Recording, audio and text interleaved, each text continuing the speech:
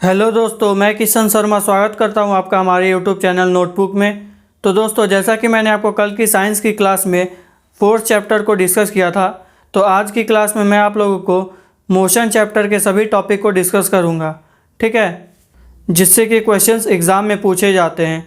तो दोस्तों, आप लोग वीडियो को ध्यान से देखिए और अगर आप इस चैनल पर नए हैं तो चैनल को सब्सक्राइब करके बेल आइकन को प्रेस कर दीजिए, ताकि मैं जो भी क्लासेस की वीडियोस अपलोड करूं तो उसकी नोटिफिकेशन आपको मिलती रहे। और अगर वीडियो पसंद आए तो लाइक करें और कम से कम एक स्टडी रिलेटेड ग्रुप में ज़रूर से शेयर करें। और दोस्तों, आप लोग टेलीग्राम ग्रुप को ज्वाइन कर लीजिएगा, उसकी लिंक डिस्क्रिप्शन बॉक्स में है। मैं इसमें आप लोगों को इम्पॉर्टेंट क्वेश्चंस और इम्पॉर्टेंट PDF शेयर करता रहूँगा। तो चलिए दोस्तों, आगे बढ़ते हैं क्लास में। तो दोस्तों, मोशन चैप्टर में आगे बढ़ने से पहले मैं आप लोगों को प्रेशर टॉपिक को भी डिस्कस कर देता हूं, ठीक है। मैंने इस टॉपिक को कल के वीडियो में डिस्कस नहीं किया था, तो मैं चाहता हूं कि आप लोगों का कोई भी टॉपिक छूट ना जाए, इसीलिए मैं आज आप लोगों को प्रेशर टॉपिक को भी डिस्कस कर दे रहा हूं। तो दोस्तों, प्रेशर क्या होता है? प्रेशर का मतलब होता है कि फोर्स पर यूनिट एरिया, ठीक है। यानी कि किसी भी ऑब्जेक्ट पर जो फोर्स किसी भी यूनिट एरिया पर लगाया जाता है तो उसको हम लोग प्रेशर बोलते हैं, ठीक है। लेकिन ध्यान दीजिएगा दोस्तों, ये जो फोर्स है वो थ्रस्ट होता है। थ्रस्ट यानी कि परपेंडिकुलर फोर्स, ठीक है। ये जो फोर्स है वो परपेंडिकुलर टू द एरिया लगता है, ठीक है। तो अगर आप लोगों को कोई ऑप्शन में दिया रहेगा कि प्रेशर क्या होता है, फोर्स या फिर थ्रस्ट, तो आप लोग थ्रस्ट को टिक कीजिएगा, ठीक है। और दोस्तों, तो प्रेशर को हम लोग थ्रस्ट पर यूनिट एरिया भी बोल सकते हैं, ठीक है। और प्रेशर का यूनिट न्यूटन पर मीटर स्क्वायर होता है, क्योंकि फोर्स का क्या होता है न्यूटन और एरिया का होता है मीटर स्क्वायर। तो इस हिसाब से प्रेशर का यूनिट हो गया न्यूटन पर मीटर स्क्वायर। और एक अलग यूनिट भी होता है जिसको हम पास्कल बोलते हैं, ठीक है। और अब दोस्तों बात करते हैं एटमॉस्फेरिक प्रेशर के बारे में, ठीक है। एक होता है एटमॉस्फेरिक प्रेशर। एटमॉस्फेरिक प्रेशर क्या होता है? जो एटमॉस्फेयर हम लोग के शरीर के ऊपर या किसी भी ऑब्जेक्ट के ऊपर जो प्रेशर अप्लाई करता है उसको हम लोग एटमॉस्फेरिक प्रेशर बोलते हैं। तो जो एटमॉस्फेरिक प्रेशर है वो हम लोग का एक बार होता है, और एक बार को हम लोग न्यूटन मीटर पर स्क्वायर में एक बार बराबर 10⁵ न्यूटन पर मीटर स्क्वायर लिखते हैं, ठीक है। एक बार बराबर 10⁵ न्यूटन पर मीटर स्क्वायर। तो दोस्तों, जैसे जैसे हम लोग अर्थ के ऊपर जाते हैं, अर्थ के सरफेस के ऊपर जाते हैं, तो जो हम लोग का एटमॉस्फेरिक प्रेशर है वो कम होने लगता है, ठीक है। इसी वजह से आपने सुना होगा, बुक्स में भी पढ़ा होगा कि हम लोग जब पहाड़ी इलाकों में भोजन को पकाते हैं तो उसमें काफ़ी टाइम लगता है, क्योंकि वहाँ पर प्रेशर जो है वो कम है। और प्रेशर कम होने की वजह से वहाँ जो है टेम्परेचर भी कम हो जाता है, क्योंकि दोस्तों जो प्रेशर है और जो टेम्परेचर है ये दोनों आपस में डायरेक्टली प्रोपोर्शनल होते हैं। यानी कि अगर प्रेशर बढ़ेगा तो उसी हिसाब से टेम्परेचर भी बढ़ेगा। तो इसीलिए पहाड़ी इलाकों में जो हम लोग भोजन पकाते हैं तो उसमें काफ़ी ज़्यादा टाइम लगता है, क्योंकि वहाँ पे प्रेशर कम होता है, ठीक है। और दोस्तों, इसी से रिलेटेड एक लॉ होता है जिसे हम पास्कल्स लॉ कहते हैं, ठीक है। पास्कल्स लॉ के बारे में भी आपने सुना होगा। तो पास्कल्स लॉ में क्या होता है कि यदि किसी कंटेनर में या किसी भी जगह में अगर कोई लिक्विड या फिर वाटर है, यहाँ पे लिक्विड या फिर वाटर है, तो जो लिक्विड के मॉलिक्यूल्स है या फिर वाटर के जो मॉलिक्यूल्स है वो कंटेनर के सरफेस पे इक्वल प्रेशर लगाते हैं, ठीक है। जितने भी मॉलिक्यूल्स है वो हर एक मॉलिक्यूल कंटेनर के सरफेस पे इक्वल प्रेशर लगाते हैं। तो इस लॉ को हम लोग पास्कल्स लॉ कहते हैं, ठीक है। और दोस्तों, इसी लॉ को हम लोग हाइड्रोलिक प्रेशर भी कहते हैं। इसी चीज़ को हम लोग हाइड्रोलिक प्रेशर भी कहते हैं। तो हाइड्रोलिक प्रेशर से रिलेटेड कुछ इंस्ट्रूमेंट काम करते हैं, जैसे कि हाइड्रोलिक लिफ्ट होते हैं जो, वो भी इसी प्रोसेस पे काम करते हैं पास्कल्स लॉ पे, ठीक है। और उसके बाद हाइड्रोलिक ब्रेक्स होते हैं जो कि बहुत बड़े बड़े मशीन में यूज़ किया जाता है। तो हाइड्रोलिक ब्रेक्स भी पास्कल्स लॉ के ऊपर ही काम किया जाता है, ठीक है। तो इसको हम लोग हाइड्रोलिक प्रेशर भी बोलते हैं। हाइड्रोलिक प्रेशर मतलब दोस्तों कि जो वाटर या फिर फ्लूइड बोल सकते हैं दोस्तों। फ्लूइड यानी कि गैस भी हो सकता है और लिक्विड भी हो सकता है। तो जो फ्लूइड के द्वारा प्रेशर लगाया जाता है उसी को हम लोग हाइड्रोलिक प्रेशर बोलते हैं, ठीक है। तो फ्लूइड में हम लोग का वाटर भी आ सकता है और गैस भी। तो हम लोग दोस्तों आज प्रेशर चैप्टर को भी हम लोगों ने डिस्कस कर लिया। तो चलिए अब हम लोग मोशन चैप्टर को भी डिस्कस करते हैं। तो दोस्तों, मोशन का मतलब होता है कि यदि कोई ऑब्जेक्ट है वो हर एक टाइम इंटरवल के साथ अपने पोजीशन को चेंज कर रहा है तो उस ऑब्जेक्ट को हम लोग मोशन में बोलेंगे, ठीक है। जैसे ये ऑब्जेक्ट है वो हर एक टाइम इंटरवल के साथ वो आगे या फिर पीछे मूव कर रहा है, यानी कि अपना पोजीशन को चेंज कर रहा है, तो हम लोग बोलेंगे कि ये ऑब्जेक्ट मोशन में है। तो आइए अब मोशन के डिफरेंट टाइप्स के बारे में देख लेते हैं। तो पहला होता है रेक्टिलिनियर मोशन, ठीक है, रेक्टिलिनियर मोशन। तो इसमें क्या होता है, जैसे कि हम लोग कोई भी स्ट्रेट लाइन पे जब हम लोग कोई भी मोशन, जैसे कि ये कोई ऑब्जेक्ट है या ये कोई बॉल है, ठीक है, तो ये जब स्ट्रेट लाइन में मोशन करेगा, आगे बढ़ेगा, तो इसको हम लोग क्या बोलेंगे, रेक्टिलिनियर। रेक्टिलिनियर का मतलब स्ट्रेट लाइन में जो मोशन होगा, ठीक है। तो अब दूसरा देखते हैं दोस्तों। तो एक होता है ऑसिलेटिंग मोशन, ठीक है। ऑसिलेटिंग मोशन क्या होता है, जैसे कि हमने घड़ी में देखा होगा कि जो पेंडुलम होता है घड़ी का वो इस तरह से मूव करता है, ठीक है, इस तरह से एक फ्रीक्वेंसी में मूव करता है, कभी इधर फिर इधर, ठीक है। तो इसको हम लोग जो ये मूव करता है तो इसको हम लोग क्या बोलते हैं, ऑसिलेशन बोलते हैं। और ये जो मोशन है इसको हम लोग ऑसिलेटिंग मोशन बोलते हैं। तो इसमें एक फार्मूला होता है दोस्तों, T=2π√L/g, ठीक है, इसको आप लोग याद रखिएगा। इसमें क्या है, जो T है दोस्तों वो टाइम इंटरवल है, ठीक है, टाइम इंटरवल है। और जो 2π है ये आप लोगों का ये जो ऑसिलेट कर रहा है तो ये कितना एंगल पे ऑसिलेट कर रहा है वो 2π है। और जो L है वो इस जो यहाँ पे जो स्टिक है उसकी लेंथ है। और जो G है वो ग्रेविटेशनल एक्सेलरेशन है।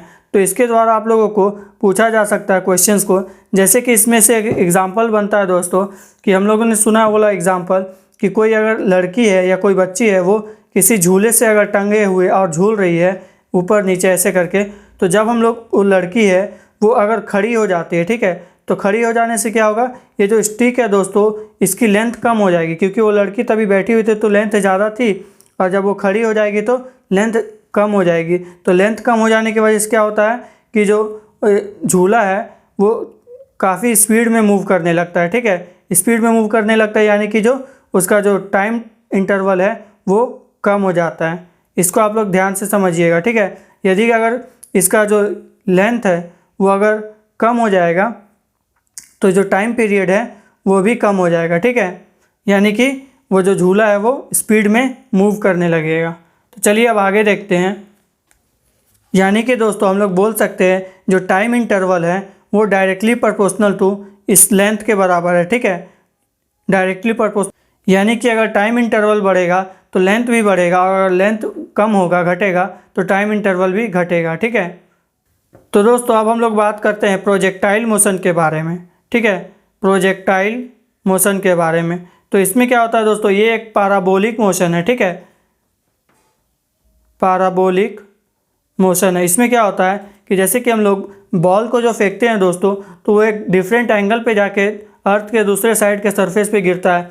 तो इस मोशन को जो इस तरह से पैराबोलिक रूप से गिर रहा है तो इसको हम लोग बोलते हैं प्रोजेक्टाइल मोशन। तो इसमें क्या होता है दोस्तों, आइए इसको समझते हैं। तो देखिए दोस्तों, इसको थोड़ा ध्यान से समझिएगा। इसमें क्या होता है कि जैसे हम लोग कोई ऑब्जेक्ट को ऐसे फेंक रहे हैं, ठीक है, कोई भी ऑब्जेक्ट या बॉल को फेंक रहे हैं तो वो एक एंगल पे जाके प्रोजेक्टाइल करेगी, यानी कि इधर गिरेगी। तो इसमें क्या होता है, देखिए ये दो डायरेक्शन में मूव कर रही है दोस्तों, एक तो वर्टिकल डायरेक्शन में, एक तो हॉरिजॉन्टल डायरेक्शन में, ठीक है। तो इसमें हम लोग क्या करते हैं कि जो हॉरिजॉन्टल डायरेक्शन है तो हम लोग मान लेते हैं कि जो हम लोग का इनिशियल वेलोसिटी है वो u है, ठीक है, वो u है इनिशियल वेलोसिटी।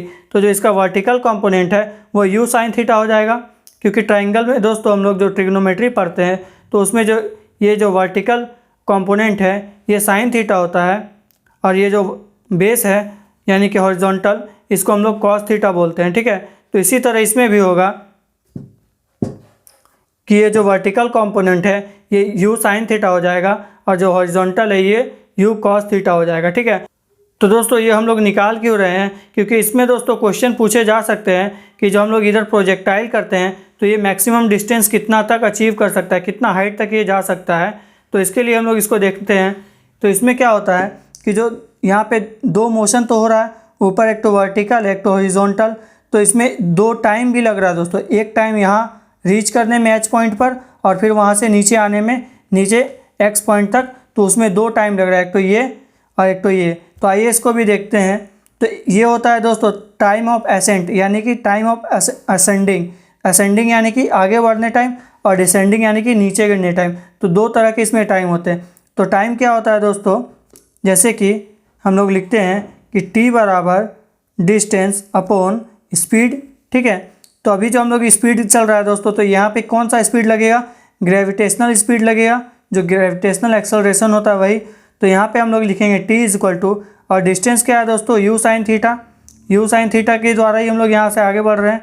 तो यहाँ हो जाएगा डिस्टेंस हो जाएगा u साइन थीटा, और टाइम यहाँ जो स्पीड जो है वो g। तो जो हम लोग का t1 आ जाएगा यानी कि एसेंट टाइम यानी कि असेंडिंग टाइम, वो क्या हो जाएगा u साइन थीटा। ठीक है, उसी तरह जो डिसेंट टाइम हम लोग का डिसेंडिंग ऑर्डर वाला, तो वो क्या हो जाएगा t2, वो हो जाएगा u साइन थीटा g। ठीक है, दोनों सेम रहेगा। ठीक है, क्योंकि इधर से भी दोस्तों साइन थीटा है और इधर से भी दोस्तों साइन थीटा है, क्योंकि हम लोग यही डिस्टेंस ऊपर भी जा रहा है तो यही डिस्टेंस हम लोग नीचे भी आ रहे हैं, तो दोनों जगह साइन थीटा होगा और जो g का वैल्यू है वो g रहेगा। ठीक है, तो ये हो गया हम लोग का इक्वेशन 1 और ये हो गया हम लोग का इक्वेशन 2। तब हम लोग को टोटल टाइम निकालना है कि यहाँ से यहाँ जाने प्रोजेक्टाइल करने में टोटल कितना टाइम लगा, तो इन दोनों को हम लोग ऐड कर देंगे। तो देखिए दोस्तों, यहाँ भी u साइन थीटा g है और यहाँ भी u साइन थीटा g है, तो दोनों को जोड़ेंगे तो क्या हो जाएगा 2u sine theta by g।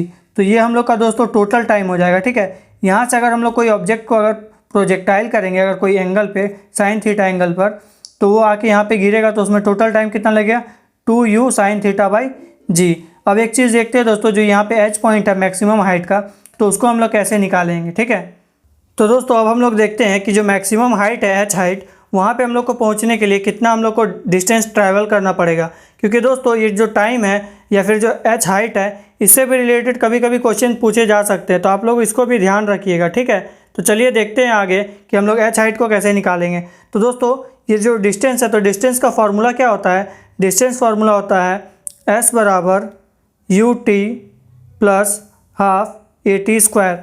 ये होता है डिस्टेंस का फॉर्मूला। ठीक है, तो इसको हम लोग देखिए कैसे सॉल्व करेंगे, डिस्टेंस कैसे निकालेंगे इसमें। तो देखिए जो u है दोस्तों, u क्या होता है इनिशियल वेलोसिटी। तो यहाँ पे इनिशियल वेलोसिटी हम लोग का क्या है u साइन थीटा है। ठीक है, प्लस t कित मल्टीप्लाई टाइम। टाइम कितना है दोस्तों, मैंने भी आपको बताया था कि u साइन थीटा बाई जी जो है वो टाइम है, तो u साइन थीटा बाई जी हो गया हम लोग का टाइम, प्लस क्योंकि यहाँ दोस्तों प्लस है, तो प्लस के बाद क्या करेंगे हाफ ए क्या होता है दोस्तों एक्सेलरेशन। तो यहाँ पे क्या है एक्सेलरेशन g। ठीक है, g होगा। उसके बाद टी स्क्वायर यानी कि t कितना है u साइन थीटा बाई जी है, तो वही कर देंगे हम लोग u साइन थीटा बाई जी का होल स्क्वायर। तो इसको दोस्तों सॉल्व करने के बाद हम लोग का आएगा मैक्सिमम हाइट बराबर u square sine square theta by 2g। ठीक है, तो ये हम लोग का दोस्तों मैक्सिमम हाइट आ जाएगा। यानी कि अगर हम लोग यहाँ से कोई ऑब्जेक्ट को फेंकेंगे तो ये कितनी हाइट तक मैक्सिमम जाएगा, तो वो क्या आएगा दोस्तों हम लोग का u square sine square theta, जहाँ पे u क्या है हम लोग का इनिशियल वेलोसिटी है, साइन थीटा जो हम लोग एंगल पे फेंक रहे हैं, और g है जो तो ग्रेविटेशनल एक्सेलरेशन। ठीक है, अब दोस्तों आप लोगों को एक चीज़ बताता हूँ, वो इम्पॉर्टेंट है, क्वेश्चन इससे पूछे जा सकते हैं कि हम लोग जो प्रोजेक्टाइल मोशन में जब भी हम लोग ऑब्जेक्ट को फेंकते हैं तो वो मैक्सिमम कितने रेंज तक यानी कितने डिस्टेंस तक ट्रैवल कर सकता है। तो उसके लिए हम लोग को एंगल जो होता है, हम लोग कितने एंगल पे फेंकेंगे तो वो मैक्सिमम डिस्टेंस जाएगा। तो जो एंगल है दोस्तों वो एंगल होता है 45 डिग्री। ठीक है, यानी कि हम लोग किसी भी ऑब्जेक्ट को 45 डिग्री एंगल पे फेंकेंगे तो वो मैक्सिमम डिस्टेंस ट्रैवल करेगा। तो ये दोस्तों बहुत बार एग्जाम में पूछे जाते हैं, तो इसका आप लोग ध्यान रखिएगा। ठीक है, तो दोस्तों अब चलिए एक एग्जांपल के द्वारा देखते हैं जो हम लोगों ने सॉल्व किया था u square sine square theta by 2g। तो जैसे कि हम लोग मान सकते हैं कि हम लोगों ने एक इनिशियल वेलोसिटी 20 मीटर पर सेकंड से किसी ऑब्जेक्ट को फेंका और एंगल है 30 डिग्री। ठीक है, तो हम लोगों ने क्या पढ़ा था फॉर्मूला को u square sine square theta by 2g। तो हम लोग का u कितना है 20, यानी कि 20 का स्क्वायर कितना हो जाएगा 400, और हम लोग का थीटा कितना है 30 डिग्री। तो साइन थीटा कितना होता है 30 डिग्री का 1/2 होता है, साइन 30 का वैल्यू कितना होता है 1/2। तो 1/2 का हम लोग स्क्वायर करेंगे तो क्या हो जाएगा 1/4, और डिवाइड में क्या था दोस्तों 2g। तो 2g के लिए हम लोग क्या लिखेंगे 2 × 10 या तो हम लोग 9.8 भी लिख सकते हैं। तो अब इसको हम लोग सॉल्व करेंगे दोस्तों, तो ये 0 कट जाएगा और ये 8 5 40। तो हम लोग का आंसर कितना आ जाएगा दोस्तों, 5 मीटर। ठीक है, यानी कि हम लोग अगर 20 मीटर पर सेकंड की स्पीड से 30 डिग्री में कोई ऑब्जेक्ट को फेंकेंगे तो उसका हम लोग का निकल के आ जाएगा 5 मीटर। तो इस चीज़ का दोस्तों आप लोग ध्यान रखिएगा। ठीक है दोस्तों, मैंने आप लोगों को प्रोजेक्टाइल मोशन से रिलेटेड सभी टॉपिक को डिस्कस कर लिया। अब आगे बढ़ते हैं क्लास में। तो दोस्तों अब बात करते हैं सर्कुलर मोशन के बारे में। ठीक है, सर्कुलर मोशन को हम लोग एंगुलर मोशन भी बोलते हैं। तो इसमें क्या होता है कि जो सर्कल में, यानी कि जो सर्कल में मोशन होता है उसको हम लोग सर्कुलर मोशन बोलते हैं। तो आइए इससे रिलेटेड भी कुछ चीज़ें देख लेते हैं। तो सर्कुलर मोशन से क्या होता है कि जैसे इसमें एक सेंटर होता है, ठीक है, और इसका एक आर्क होता है। तो हम लोग देखते हैं दोस्तों कि जैसे कि डिस्प्लेसमेंट होता है उसी तरह सर्कुलर या फिर एंगुलर डिस्प्लेसमेंट भी होता है। तो वो क्या होता है, डिस्प्लेसमेंट बराबर आर्क बाई रेडियस। ठीक है, तो इसमें क्या होता है, जो हम लोग आर्क लिए हैं दोस्तों, यहाँ पे कोई थीटा बन रहा है। ठीक है, तो हम लोग का ये जो आर्क है उसको हम लोग एल मान लेते हैं और जो रेडियस है उसको आर। तो जो हम लोग का डिस्प्लेसमेंट होता है वो एल बाई आर होता है। ठीक है, और इसका कोई यूनिट नहीं होता, इसका भी ध्यान रखिएगा। ये भी पूछा जाता है कि एंगुलर डिस्प्लेसमेंट का यूनिट क्या होता है, तो इसका कोई यूनिट नहीं होता क्योंकि दोस्तों जो एल है ये भी मीटर में होगा और जो आर है वो भी मीटर में होगा। तो दोनों को जब हम लोग काटेंगे तो जैसे कि यहाँ पे मान लीजिए कि 2 मीटर है और ये 1 मीटर है, तो ये कट जाएगा तो हम लोग का एंगुलर डिस्प्लेसमेंट 2 आ जाएगा। ठीक है, तो इसका कोई यूनिट नहीं होता है। तो चलिए अब आगे देखते हैं इसके बारे में। तो दोस्तों इसी तरह इसमें एंगुलर वेलोसिटी भी होती है। ठीक है, एंगुलर वेलोसिटी, तो एंगुलर वेलोसिटी क्या होती है, थीटा बाई टी। यानी कि थीटा क्या है, इसमें जो एंगल हम लोग यहाँ से जो 360 डिग्री एंगल या फिर 60 डिग्री या फिर 180 डिग्री भी जो है वो क्या है, यहाँ थीटा है। और टाइम यानी कि कितने टाइम में हम लोग इस एंगल को कंप्लीट करें, तो वो क्या होता है, एंगुलर वेलोसिटी। ठीक है, तो एंगुलर वेलोसिटी को हम लोग ओमेगा से डिनोट करते हैं। ठीक है, और इसका यूनिट रेडियन पर सेकंड होता है। ठीक है, क्योंकि जो थीटा है उसका क्या होता है, यूनिट रेडियन होता है और टी का सेकंड। तो इसका जो ओमेगा है उसका यूनिट क्या हो जाएगा, रेडियन पर सेकंड, यानी कि एंगुलर वेलोसिटी का रेडियन पर सेकंड। तो चलिए अब आगे देखते हैं दोस्तों क्लास। तो दोस्तों अब देखते हैं जो इक्वेशंस होते हैं मोशन के कुछ इक्वेशंस होते हैं उसको भी देख लेते हैं। तो पहला इक्वेशन है v equal to u plus a t. ठीक है, दूसरा इक्वेशन है s equal to u t plus half a t square. ठीक है, और तीसरा इक्वेशन है v square equal minus u square equal to 2as। ठीक है, तो इन तीनों इक्वेशन की हेल्प से दोस्तों हम लोग न्यूमेरिकल क्वेश्चन सॉल्व करते हैं, जो कि हम लोग आगे क्वेश्चन में सॉल्व करेंगे। तो इसमें जो v है दोस्तों ये फाइनल वेलोसिटी है, u है वो इनिशियल वेलोसिटी है, a है जो वो एक्सेलरेशन है और t टाइम है। ठीक है, और जो s है दोस्तों ये डिस्टेंस है। ठीक है, तो चलिए दोस्तों आगे देखते हैं।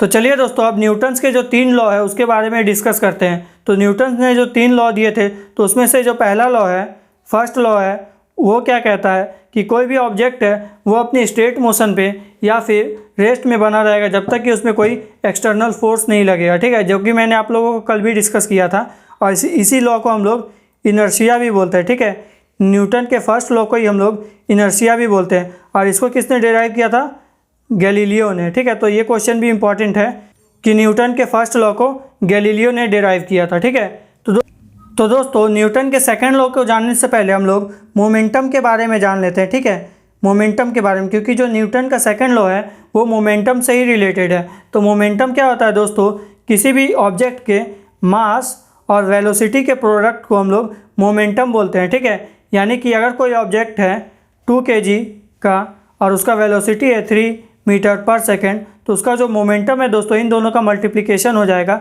यानी कि 6 kg मीटर पर सेकेंड। ठीक है, मोमेंटम को आप लोग ऐसे समझिए दोस्तों कि ये एक इम्पैक्ट है। ठीक है, इम्पैक्ट है यानी कि जैसे हम लोग फोर्स लगाते हैं उस।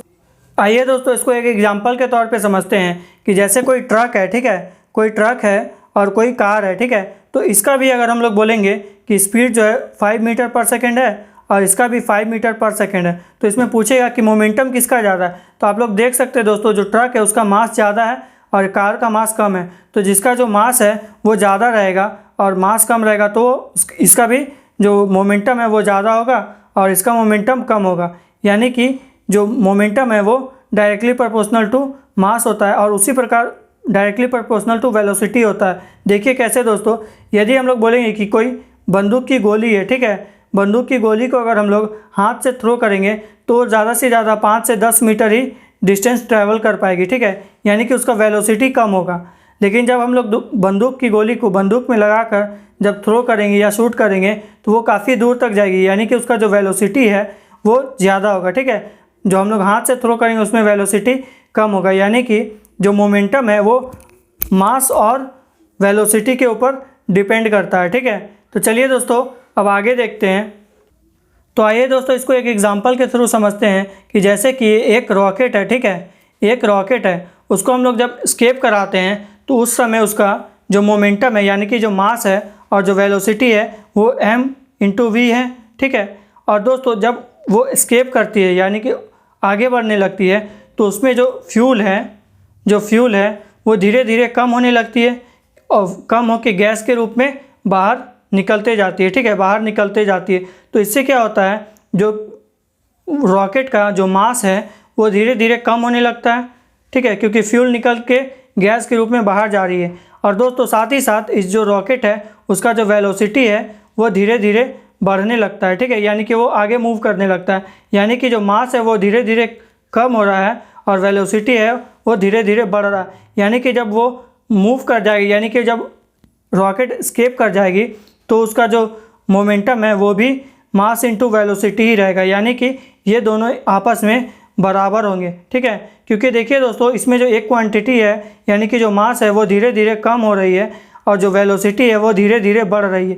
तो अगर एक चीज़ बढ़ेगा और एक चीज़ घटेगा तो इसमें हम लोग का जो टोटल मोमेंटम है वो कंजर्व रहेगा। इसका मतलब जो पहले था वही बाद में भी हो जाएगा। तो इसी को हम लोग law of conservation of momentum बोलते हैं, ठीक है। तो चलिए दोस्तों अब आगे देखते हैं। तो दोस्तों अब हम लोग बात करते हैं न्यूटन के सेकंड लॉ के बारे में, ठीक है, क्योंकि हमने मोमेंटम को पढ़ लिया तो अब हम लोग देखते हैं न्यूटन के सेकंड लॉ के बारे में। तो न्यूटन का सेकंड लॉ क्या कहता है, the rate of change of momentum of any object और a system is directly proportional to the applied unbalanced force. Unbalanced force का मतलब होता है दोस्तों कि अगर हम लोग किसी भी ऑब्जेक्ट पर फोर्स अप्लाई कर रहे हैं तो वो अगर मूव नहीं कर रहा है तो इसको हम लोग न्यूटन के सेकंड लॉ में नहीं लेंगे, ठीक है, क्योंकि अगर वो मूव करेगा तभी जो उसका मोमेंटम है वो चेंज होगा, ठीक है।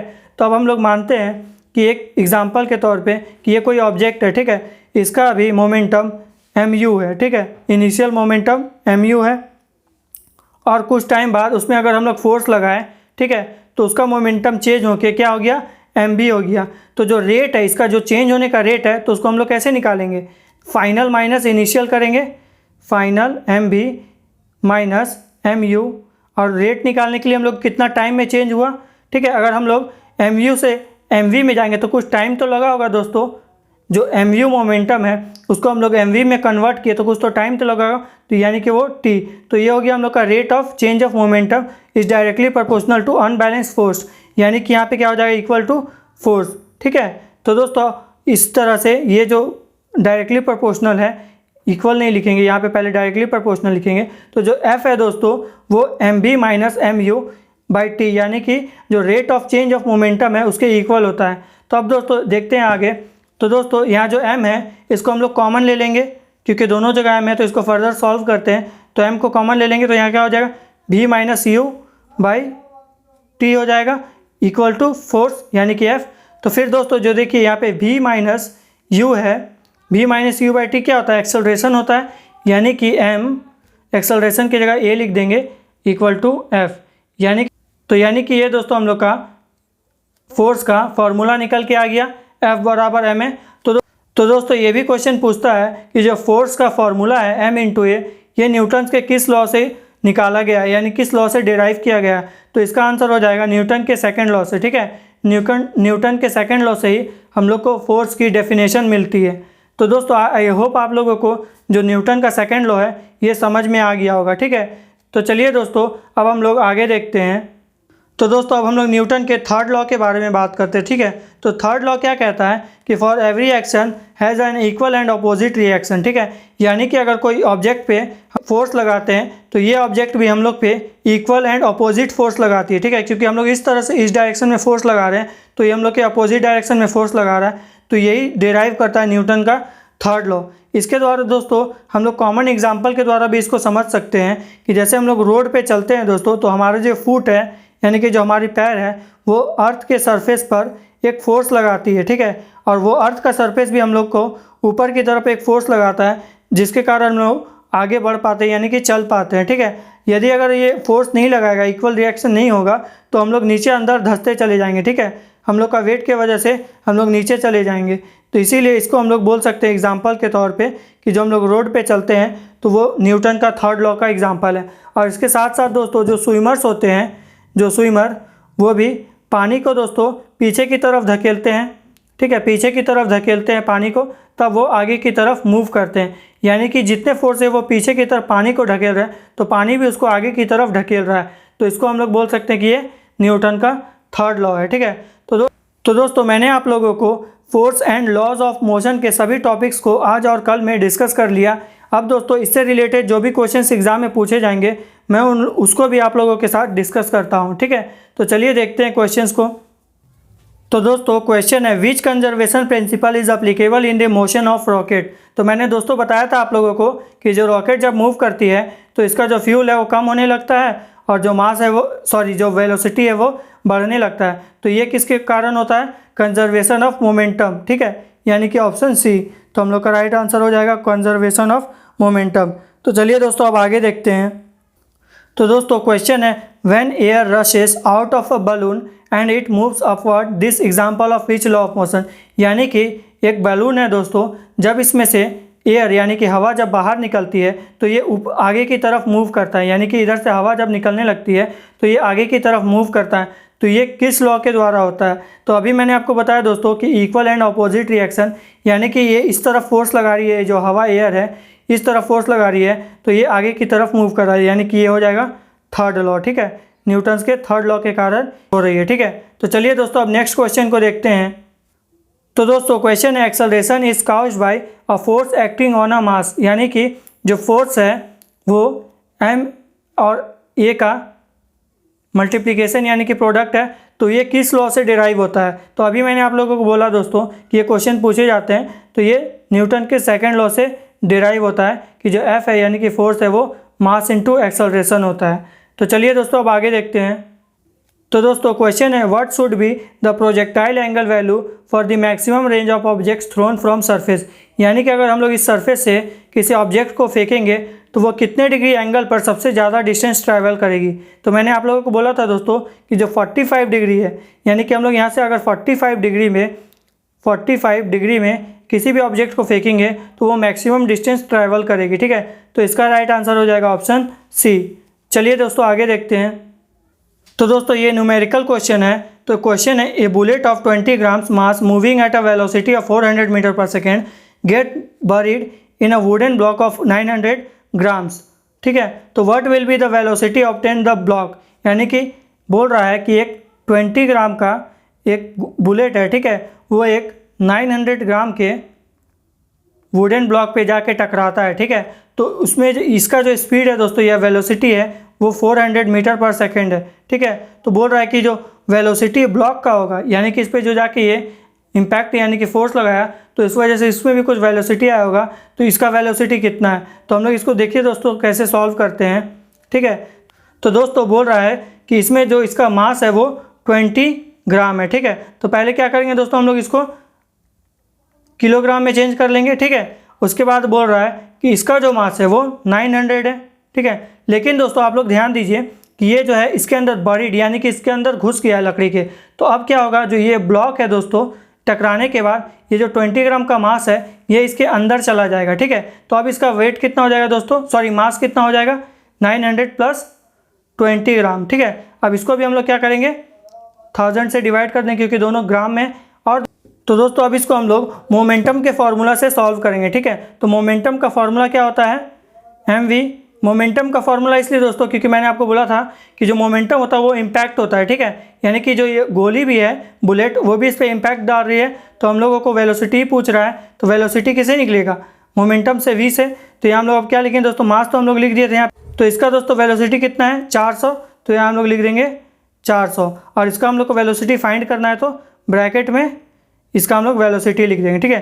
तो ये 1000 से ये 1000 कट जाएगा, और दोस्तों यहाँ से क्या हो जाएगा, ये 8000, और ये कितना हो जाएगा 920 इक्वल टू v। तो अब दोस्तों इसको हम लोग अगर सॉल्व करेंगे फर्दर, तो हम लोग का आंसर आएगा 8.7 मीटर पर सेकंड, यानी कि ऑप्शन बी, ठीक है। हम लोग का आंसर आएगा 8.7।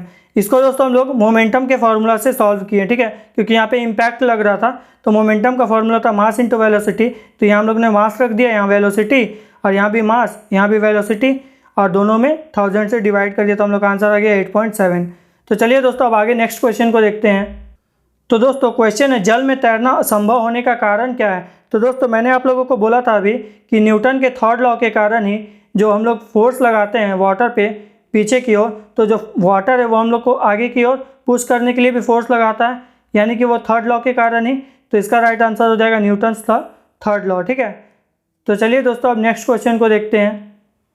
तो दोस्तों क्वेश्चन है, निम्न में से न्यूटन प्रति वर्ग मीटर को क्या कहते हैं। तो ये दोस्तों हम लोग को यूनिट दिया हुआ है और पूछ रहा है कि इसके अलग नाम क्या है, यानी कि ये और किसका एक यूनिट है।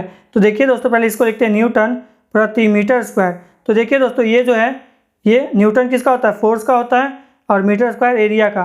तो फोर्स पर यूनिट एरिया क्या होता है दोस्तों, प्रेशर होता है, प्रेशर होता है। तो प्रेशर का एक यूनिट और क्या होता है दोस्तों, पास्कल होता है, ठीक है। तो इसका राइट आंसर हो जाएगा पास्कल, क्योंकि जो प्रेशर है उसका ही यूनिट होता है न्यूटन पर मीटर स्क्वायर, और पास्कल भी उसी का यूनिट होता है।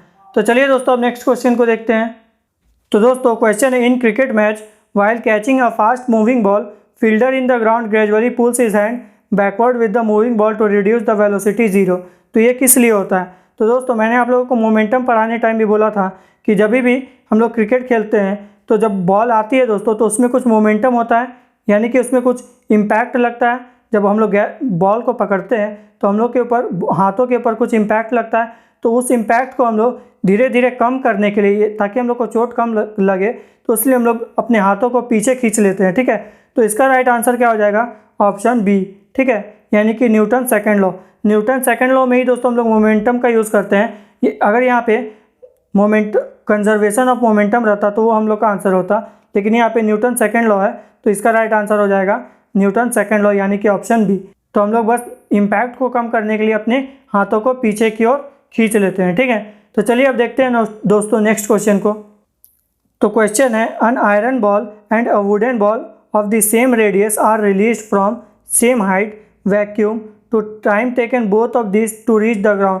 यानी कि यहाँ से एक आयरन का बॉल और यहाँ से एक वुडन का बॉल नीचे सरफेस पे फेंका जाता है, ठीक है। तो बोल रहा है कि इसमें जो टाइम टेकन है वो कौन ज़्यादा लेगा, यानी कि कौन यहाँ सरफेस पे पहले पहुँच पाएगा। तो दोस्तों यहाँ ध्यान दीजिएगा आप लोग, पहले बोल दिया कि वैक्यूम, तो वैक्यूम में दोस्तों जो जी होता है ग्रेविटेशनल एक्सेलरेशन, तो वो काम नहीं करता है, ठीक है। तो ये जो दोनों दोस्तों ऑब्जेक्ट है वो धीरे धीरे एक ही साथ एक ही टाइम पर नीचे आएंगे। तो इसका राइट आंसर आ जाएगा ऑप्शन सी, एग्जैक्टली इक्वल। यानी कि यहाँ दोस्तों जी का वैल्यू नहीं है, तो दोस्तों जो जी का वैल्यू, जैसे कि हम लोग बोल सकते हैं जो वेट होता है, मास इंटू ग्रेविटेशनल एक्सेलरेशन होता है, तो मास दोस्तों इन लोगों का अलग हो सकता है, लेकिन जो वेट है दोस्तों जी के वजह से सेम हो जाएगा। तो इसीलिए वो लोग दोनों एक साथ ही धरती पे, यानी कि अर्थ के सरफेस पे आ जाएगा। तो इसका राइट आंसर हो जाएगा ऑप्शन सी, एग्जैक्टली इक्वल, ठीक है। चलिए नेक्स्ट क्वेश्चन को देखते हैं दोस्तों।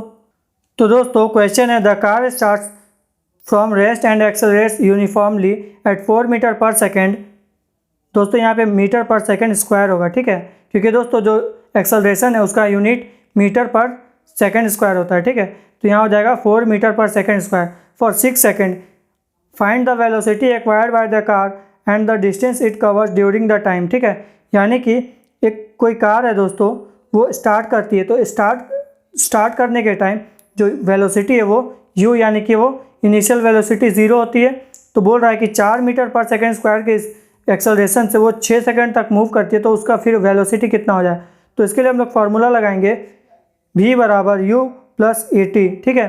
तो v क्या हो जाएगा दोस्तों, हम लोग को v फाइंड करना, फाइनल वेलोसिटी वही पूछ रहा है। और u हम लोग का कितना है 0, और a कितना है दोस्तों, एक्सेलरेशन दिया हुआ है 4, और t कितना हम लोग को 6 सेकंड के लिए, तो यहाँ हो जाएगा 6, यानी कि 25 मीटर पर सेकंड हम लोग का क्या हो जाएगा वेलोसिटी, एक्वायर्ड वेलोसिटी, यानी कि जो 4 सेकंड बाद हम लोग का जो व्हीकल है उसका स्पीड कितना हो जाएगा, वेलोसिटी कितना हो जाएगा 24 मीटर पर सेकंड। ठीक है, फिर बोल रहा है and the car distance it covers during this time, यानी कि जो कार है वो कितना डिस्टेंस ट्रैवल करती है।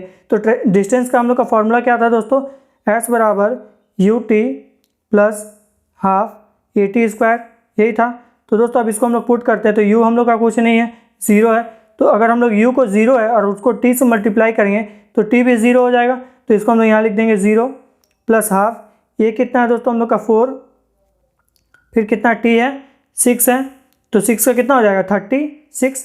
तो फिर इसको हम लोग दोस्तों सॉल्व करेंगे तो यहाँ कितना आ जाएगा 2, तो 36 2 जा 72, यानी कि हम लोग जो है इस स्पीड से अगर हम लोग मूव करेंगे 24 मीटर पर सेकंड तो हम लोग का आंसर कितना आ जाएगा 72 मीटर। ठीक है, तो इसका आंसर हो जाएगा ऑप्शन बी 24 एंड 72। ठीक है, तो दोस्तों आज की क्लास में मैंने आप लोगों को मोशन से रिलेटेड सभी टॉपिक को डिस्कस कर लिया। ठीक है, और आज और कल मिला के मैंने आपको force and laws of motion के सभी टॉपिक को डिस्कस कर लिया।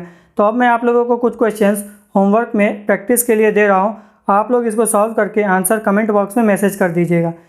तो दोस्तों अगर आप इस चैनल पर नए हैं तो सब्सक्राइब करके बेल आइकन को प्रेस कर दीजिए, ताकि मैं जो भी क्लासेस की वीडियोस अपलोड करूं तो उसकी नोटिफिकेशन आपको मिलती रहे।